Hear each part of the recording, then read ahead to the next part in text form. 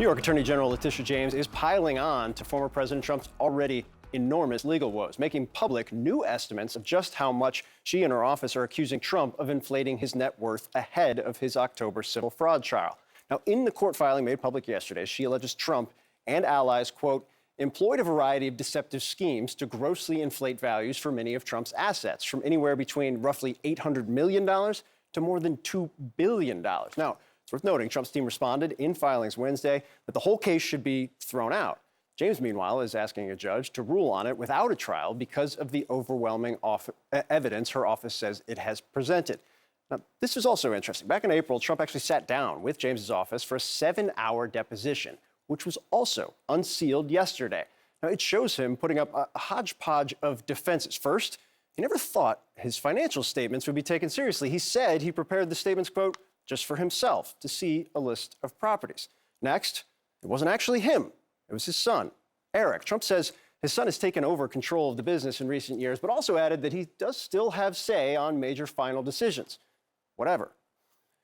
Trump says he has been hands-off since launching his campaign in 2015, and his kids took over when he assumed office in 2017. But James's suit dates back to 2011, and in 2014, the year before he announced his White House bid, James alleges he inflated his net worth by up to $2.23 billion. But Trump argued that James's office underestimated his worth because they overlooked how valuable his brand is. If that were reflected, he said, you could double or even triple his financial statements.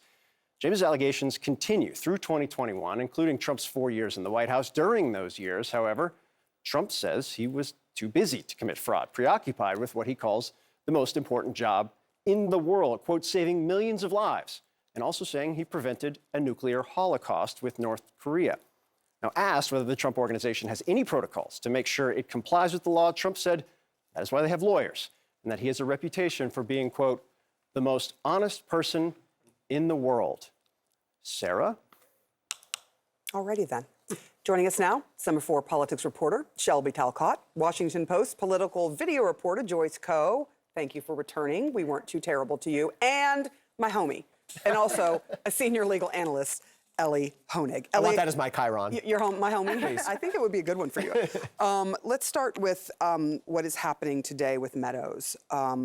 Give us some sense of, I feel like all of these cases, you've got several people now saying, we want our trial fast in Georgia. Yes. How in the world is this going to happen? How are they going to do it? There's so many moving parts. There's 19 defendants in the Fulton County case. Mark Meadows is trying to get his case moved over from state court, where he was charged, over into federal court. And the touchstone there is going to be, was he acting within his official job as White House Chief of Staff or outside his job? Now, the judge, the federal judge who's deciding this issue, sort of did a favor for the parties. He said, here's the key issue that I'm stuck on, and the parties have to submit their briefs on this today. He said, what if I find that some of his acts were inside the lines, some of his acts were outside the lines? Then do I take the case or not? And the answer is we don't know. This is why we're in unprecedented ground. And so the judge is going to have to read the briefs, decide who made the better argument. I'm sure Fonnie Willis's office will say, if you're outside the lines with some of it, you're outside the lines. I'm sure Meadows is going to say, if some of it was in my job, I'm entitled to the protection. So this judge knows he's going to be appealed either way, and he's, I think, just trying to gather the best argument and do his best to make the right call here. Can I swing back, Elie, before we broaden it out a little bit to, I worked very hard, and so did Andrew, anchor producer, on what we just did, and you just immediately, one, I teed up an amazing line for you. Andrew teed that up with great writing, and you just kind of walked away from it. Do tell. I want to talk about Mark Meadows, No and I'm like, yo, like, what's the, all. like, and you called Elie your homie, and what have I never called me your homie? That's true. Should I focus instead of just airing grievances? Perhaps. On the actual substance of what we saw, yes. you forget that this even exists. Literally, when the news was coming out yesterday, I was sitting there going, oh, right, yes, that was a thing. And there was a deposition back in April, read the deposition. On the substance, what is there? Should people be looking at that as another significant potential issue, even though it's civil? Yeah, this is a big case. It's a big civil case involving hundreds of millions of dollars, but it's also the 5th most important case Trump is facing right now after the 4 criminal cases. That deposition is really interesting. I mean, Trump argues because of the Trump name, I could have even claimed it was double or triple the value. There's no question he inflated the assets. But the problem with the case is no one really got defrauded because the banks on the other end, the banks who were making those loans, They decided, after doing their own diligence, we're going to make these loans, and they got repaid with interest, so they made profits. That's why I think, by the way, it wasn't charged criminally. So technically, is it a fraud? Yes, but you don't really have a victim, which makes it less appealing as a criminal case. I just wanted to point out, just boy, since here we you were go. on a rant, Yeah. that Ellie said this is the 5th most important case. So Yeah, but you were teed up with a great line. I'm just saying, the 5th. I decided to go with one Pick of up the vibe higher here. ones. You know what I mean? I'm going to let you me ask out the of next bed. question since this is your show. You do you. Shelby, it's been a couple weeks since we've spoken. I think there's been a couple indictments since we've spoken to some degree as well. You add this the civil case on as well, which we know has been ongoing. When you talk to folks inside the campaign right now, when they're looking at kind of the political atmosphere and dynamics going forward, what stands out to them? What do they view as the biggest issues they might have?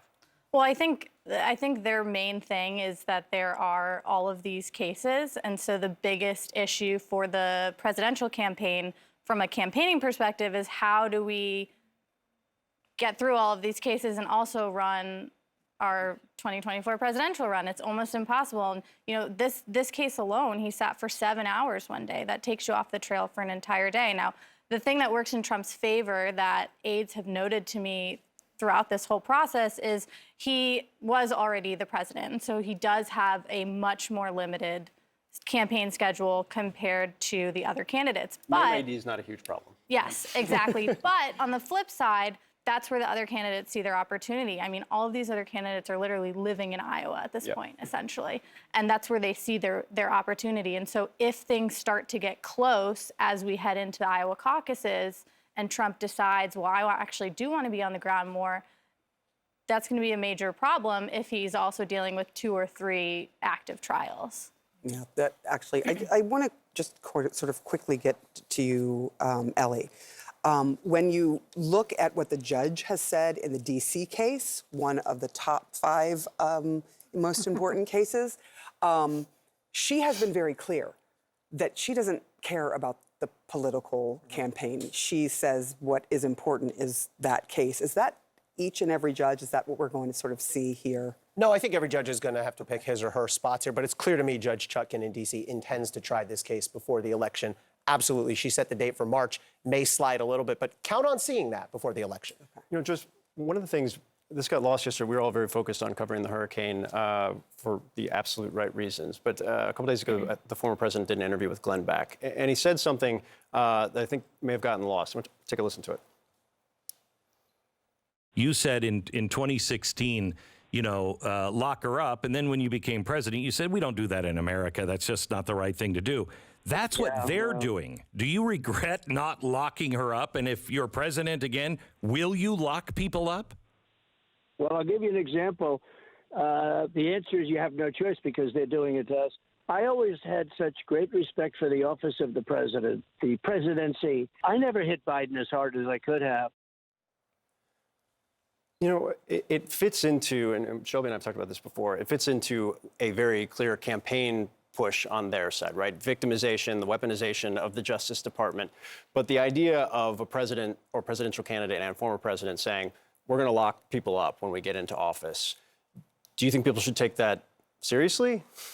It's interesting because this chant, lock her up, has, it was popularized under Trump and his supporters. And when you're out there, when I'm out there covering arraignments and all of these indictments, you're hearing that spun on its back. From people who oppose Trump. Right. From people who oppose Trump saying lock him up. So it's just a bit ironic. But, one thing that the Biden administration has said as he's been in office has been to separate, there's this real effort to separate himself from what's happening at the Justice Department. And so in that bit, I haven't listened to that full interview, but in that bit of sound that we heard from Trump, suggesting that he wouldn't separate himself from the Justice Department and that it would be politicized is, it's concerning. Things that Trump says, it's not like he's just talking to talk. I mean, he really gives you a blunt look inside of what, inside his head and what he is really thinking. So, I mean, not great.